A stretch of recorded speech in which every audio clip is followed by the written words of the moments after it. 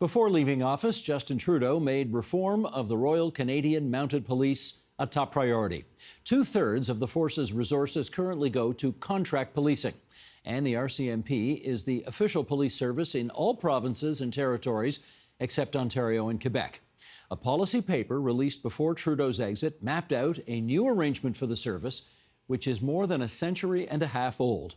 Joining us now to discuss whether these reforms are the right way to go, we welcome, in the nation's capital, Catharine Tunney. She's a reporter with CBC's Parliament Hill Bureau, where she covers national security and the RCMP.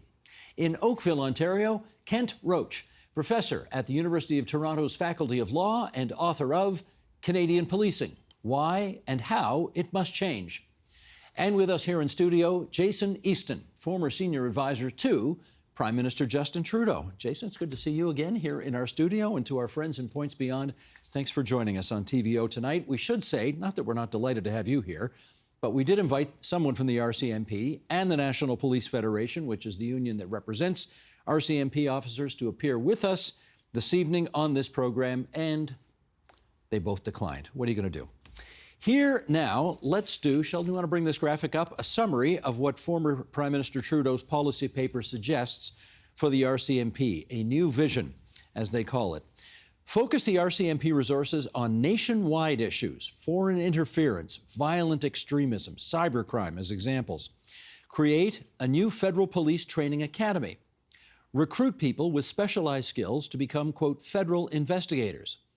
Have separate budgets for contract and federal policing, and transition provinces away from contract policing. Okay, those are some of the ideas that were advanced then. Jason, let me get you going here first. This seems to have been a big deal for the Prime Minister, the former Prime Minister. How come? So former Prime Minister Trudeau had a respect and a passion for the RCMP. He would often quip that, just like Mowgli and wolves, he was raised by the RCMP. And over his 9 years in office, he certainly saw his fair share of successes, but also his fair share of controversy. And in Prime Minister Trudeau's, or former Prime Minister Trudeau's mind, he wanted to evolve and transform the RCMP into a modern federal policing service, one in which met the evolving national threats at the level in which we now have to deal with them, and one which also provided the highest level of safety and security to Canadians across the country. And in that respect, he strongly felt that a more regional and tailored local approach would be best suited to fulfill those needs. Catherine, one could infer from those comments that the RCMP has a reputation problem. Do you think it does? Well, I think report after report has suggested it has. Clearly, perhaps nothing was as came to a head as much as the shooting in Nova Scotia, and that report, which basically tore down the RCMP, saying that there were problems almost at every level. And clearly, this is a report that was released after 22 people were shot, and the RCMP's response to that was greatly criticized. But that's not the only one. Just a few years earlier than that, I was reporting on the Bass report, which was a report put out by a former Supreme Court justice after the sexual assault lawsuit the RCMP went through, and that report pointed to a toxic culture, one that allowed bullying, allowed homophobia, allowed sexism as well. And you can go back all the way to 2007, a Brown report, which is also suggesting that the RCMP, the way that it was set up, that it strained and needed a rethink. So I think there are real problems. Now, when it comes to reputation, obviously people are going to have different feelings with the RCMP. There's lots of people who feel very strongly about the Mounties. They're iconic, right? The musical ride, like they're almost sewn into Canada's DNA, and I think people still have a lot of pride in that. But for others, I think, when you stack all those reports back to back to back, I think it paints a pretty daunting picture. In which case, Kent Roach, do you think the reforms that have been advanced in the little summary I just gave, do you think they're a step in the right direction? I think most of them are. I mean, the RCMP definitely needs to improve federal policing. I think the, Trump administration makes that an imperative. And I think that, one audience for this reform, frankly, was the Trump administration. But I think it's simplistic to think that the RCMP can or even should completely get out of contract policing before the next contracts have to take effect in 2032. And I also, I have to say that there was a degree of recklessness with this report. The RCMP needs to improve. I think it knows it needs to improve, but it is a national institution. And, the fact that Commissioner Duhaime, this seemed to catch him unaware, I found a little bit shocking and actually jarring. When you say recklessness, what do you mean? Well, I mean, this proposes to cut the RCMP in more than half.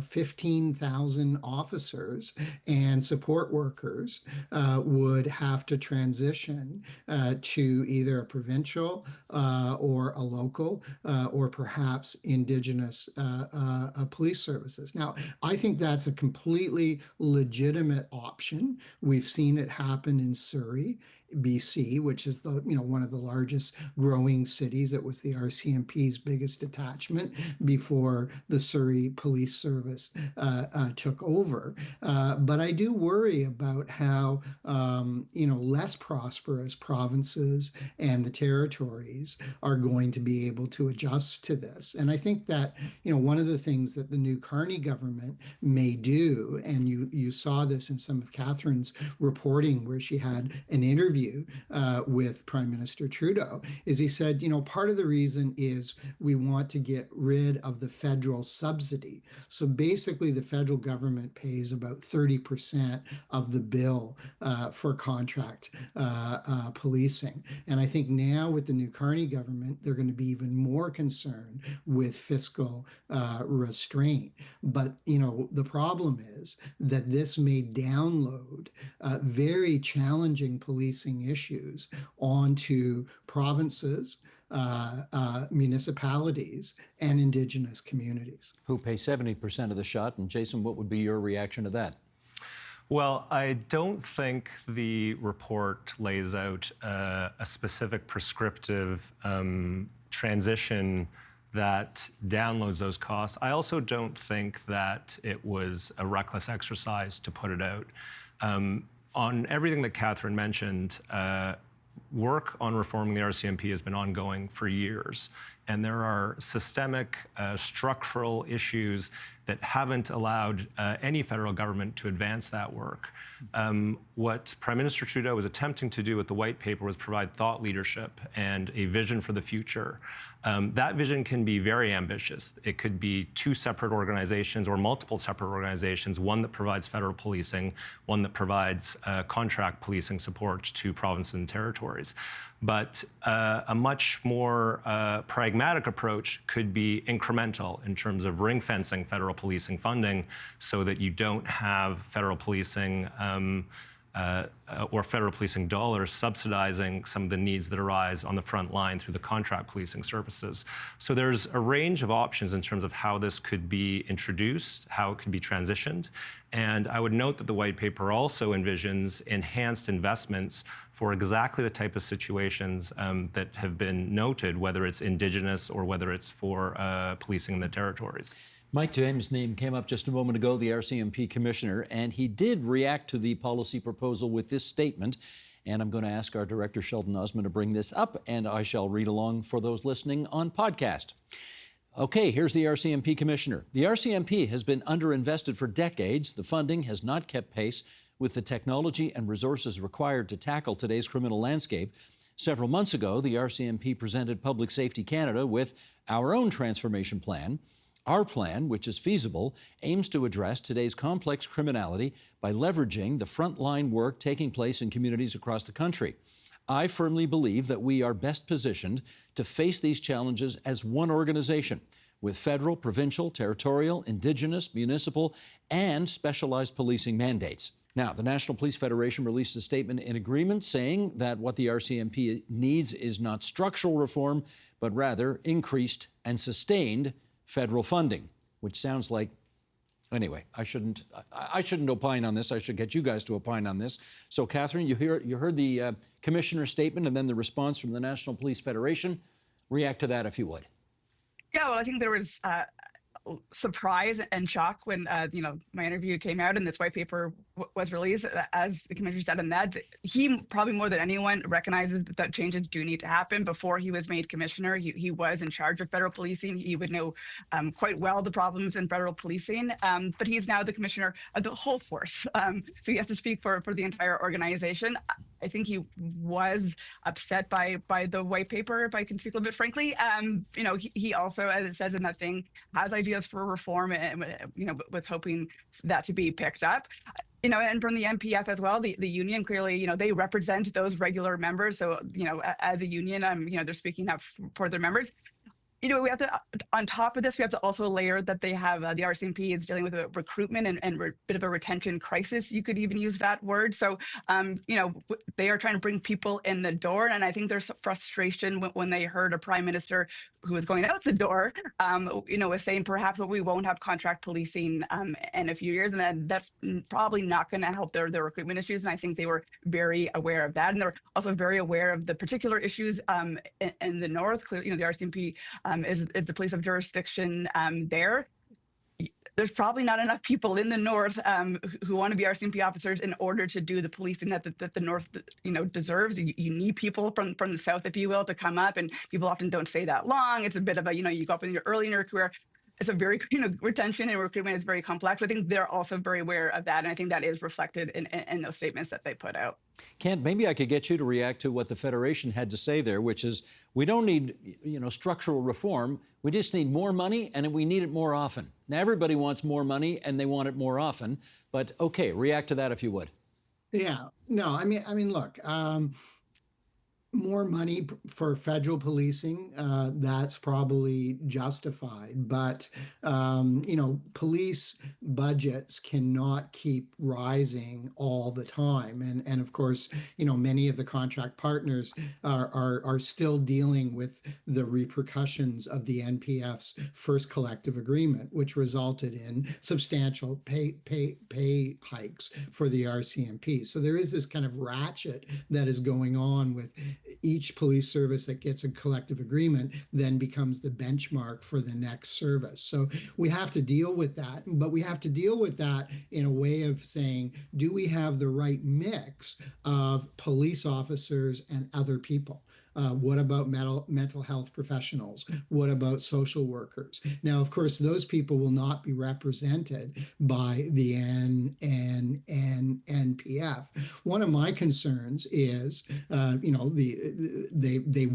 RCMP officers won a constitutional right in 2015 to unionize. So I certainly don't deny them that. But I think in the absence of strong leadership, of political leadership of the RCMP, we could see a future where the NPF becomes almost a de facto government, because they can now, their first contract was all about catching up with salaries, but there's really nothing in the RCMP Act that stops them from negotiating on other issues. And of course, one of the things is policing is really in transition now. I think throughout the world, we're asking, do we have the right mix? Are we asking police to do things that they are just, however well-intentioned, however well-trained, they're just not designed to do? Responding to addictions, responding to the unhoused population,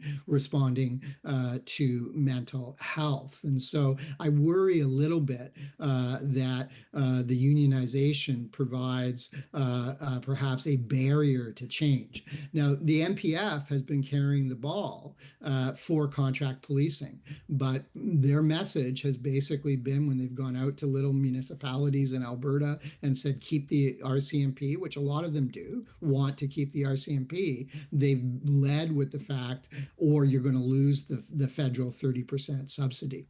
Okay, well, let me put some of this to Jason here, because that's a good long list of some things that we're asking the RCMP to do. And you could add cybercrime and foreign interference and white-collar crime and taking care of violent crime. I mean, it's a long list of things we're asking the RCMP to do these days, Jason. are we asking them to do too much? I think the answer to that is yes. When you list it all out like that and you add contract policing in and the fact that it's 2/3 of what the RCMP does today, and you look at the reporting structures in the provinces where provincial priorities have to be incorporated into what the RCMP does, it creates a very muddled structure. And where the RCMP actually functions best from a federal policing standpoint and with cooperation through multiple jurisdictions is in Ontario and Quebec, where there are separate provincial police forces. And those integrated units function much better than anywhere else in the country, where it's RCMP federal policing interacting with RCMP police of jurisdiction. So yes, I think every organization of great size will function better with focus and with clarity of mission.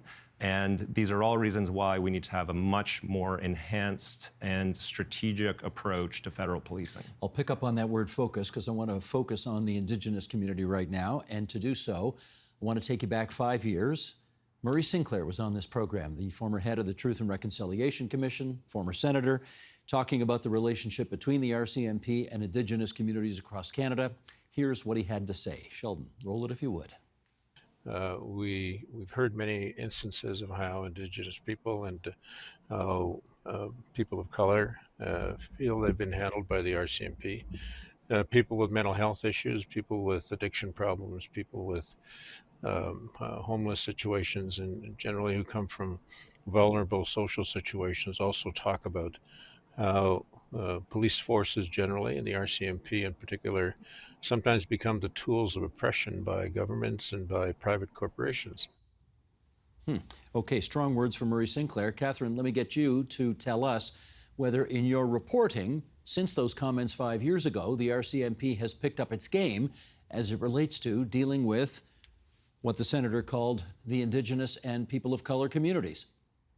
Yeah, I mean, I think there's been an attempt, perhaps mixed. Clearly, different communities are going to feel all kinds of different things. I think of the Colton Boushie case a few years ago and how raw those feelings were, and that community's feelings towards the RCMP. I've toured with the RCMP in communities. Clearly, they're bringing me to communities that they want me to go to, but I've been to communities, First Nations communities that also want more RCMP officers. So to put out there that lots of communities are going to have different feelings about it.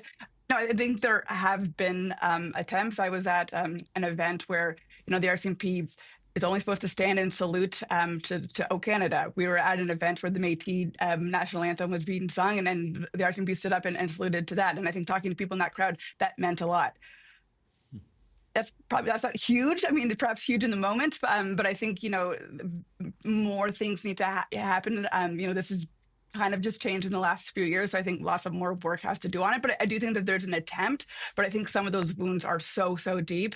As we said, the RCMP is more than 150 years old. And I think a lot of communities have a lot of feelings that go back decades when it comes to that relationship. And that a mistrust with the RCMP. And I think that is a huge hurdle to get over. I give the RCMP some goodwill. I think they are trying. But, I think for many people, it perhaps isn't good enough. There's communities also like Nova Scotia. And I know we're talking about First Nations and people of color, and I don't want to take away from that. But, there's lots of people in Nova Scotia also who I don't think will get over what happened to them. So it's a deep well, I think, that the RCMP has to get out of. Okay, let's focus now on cybercrime, which again made the list of things that we apparently want the RCMP to be more focused on going forward. And I want to take you back 12 years now to a time when we had the University of Toronto's Ron Diebert on this program, speaking about the research going on cybercrime and discovering crimes in progress. Sheldon, let's play that clip. You presented your findings to the RCMP. What'd they say? We were witnessing a crime in progress, but one, as the RCMP told us, for which there's not really a clearly identifiable victim. And for them to be able to prosecute somebody or undertake the case, they need a complainant, they need a clear victim. Not always easy.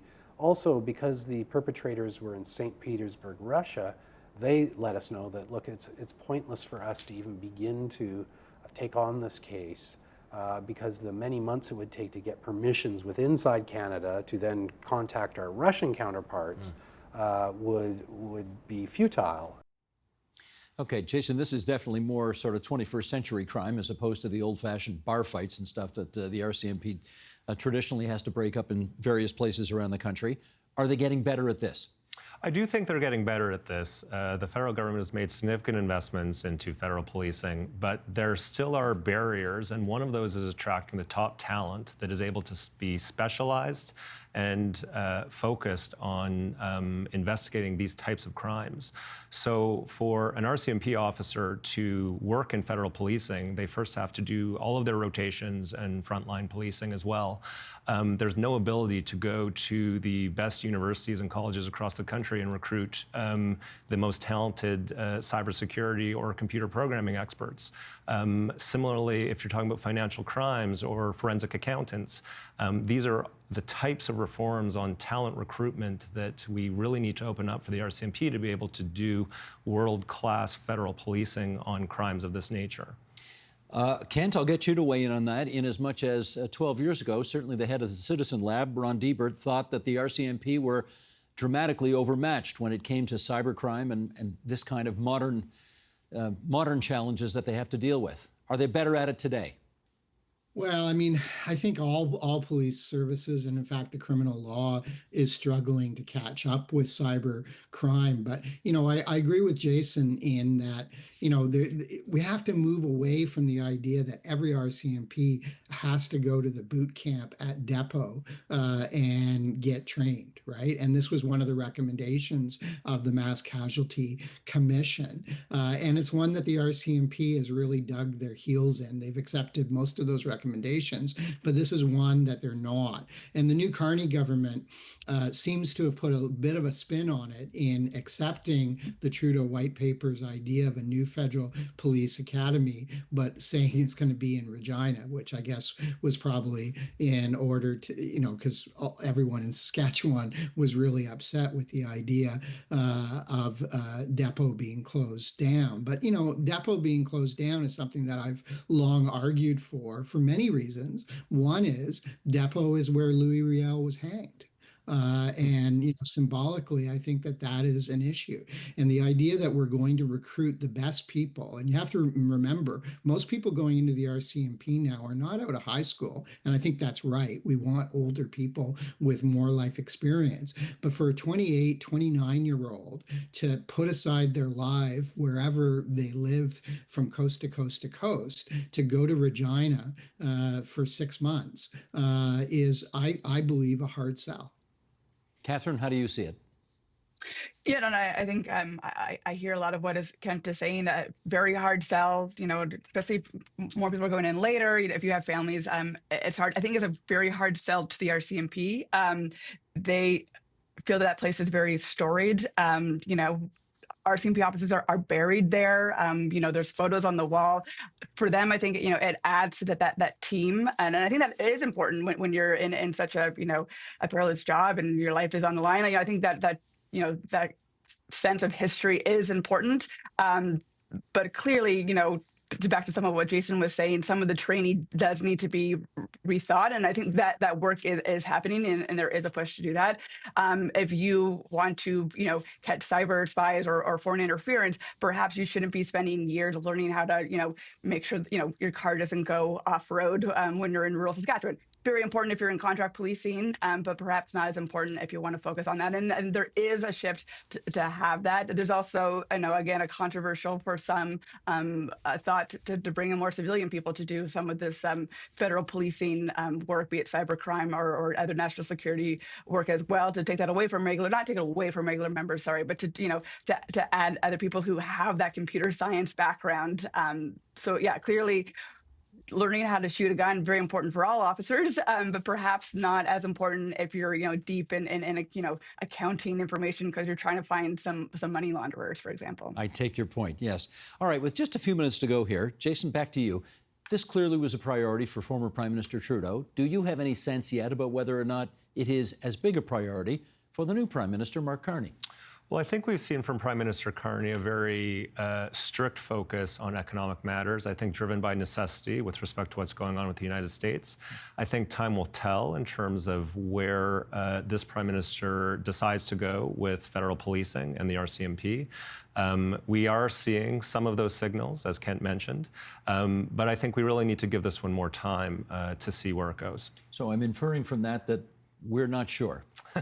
We're not sure yet. What I have heard is that internally at the RCMP, things are not going well with respect to their own internal reforms, that the federal policing function is more isolated today than it has been in the past. And I think that just speaks to the need that a future government, whether it's this Prime Minister or the next, needs to start taking these steps forward. And in our view, in former Prime Minister Trudeau's view, 2032 offered an opportunity to start planning for that. Catharine, you're in the nation's capital. Put your finger up, gauge the temperature. What does it feel like right now? I don't think this is a priority for this government. I got to ask Mark Carney about this on the campaign trail. Would he take this white paper and would he carry it forward? And his response was to quibble with that. Oh, it's not a white paper; it's a green paper. I know he wants to be correct, but I think that kind of perhaps missed the point. He did say that he would look at it, and I do think reform, is key to this government. It's not something that I'm getting the sense that they're right at the gate they want to do with. And I hear that obviously we're in a bit of a crisis with the U.S. and all of that, but. The contracts expire in 2032. That may seem like a long time from now, but really it's not. If ultimately the government is going to say we're going to get out of contract policing, that does not leave the provinces with a lot of time to create kind of police forces from the ground up.